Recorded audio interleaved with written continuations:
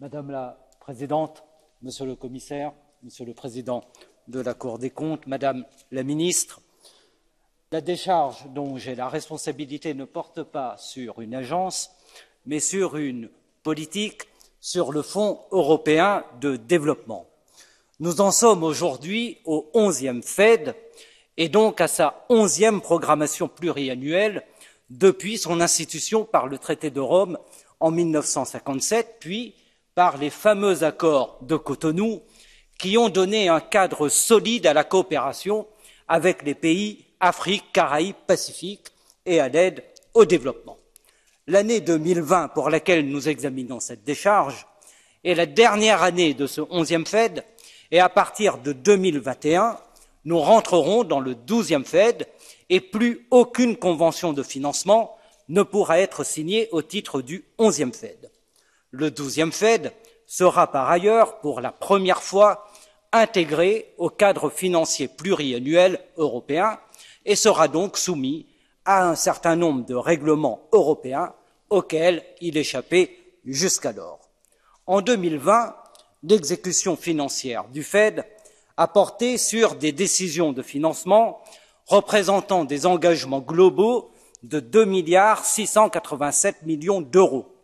sur des contrats qui représentent des engagements individuels de 3,670 milliards d'euros et sur des paiements représentant 4,6 milliards d'euros. Et toutes ces dépenses ont été marquées par la crise du Covid et 2020 a été en réalité une année record pour les paiements en raison de l'augmentation des décaissements en faveur de projets contribuant à la lutte contre la crise du Covid et cela a également conduit à l'accélération de l'absorption.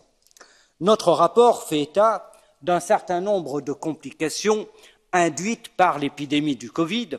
Cependant, nous nous inquiétons tout de même de la hausse considérable des erreurs soulignées par la Cour des comptes et du refus d'organisations bénéficiaires de garantir à la Cour un accès complet et illimité aux documents et justificatifs.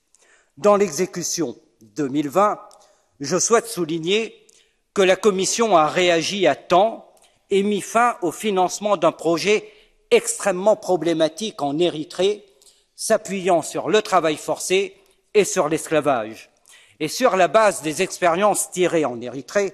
j'invite à présent la Commission européenne à redoubler partout de vigilance et à inclure aujourd'hui, pour tous les pays, des clauses liées aux conditions de travail pour tous les projets qu'elle finance. Et la vigilance doit également être de mise pour tous les projets en République centrafricaine et pour les projets européens qui risquent de financer indirectement les milices Wagner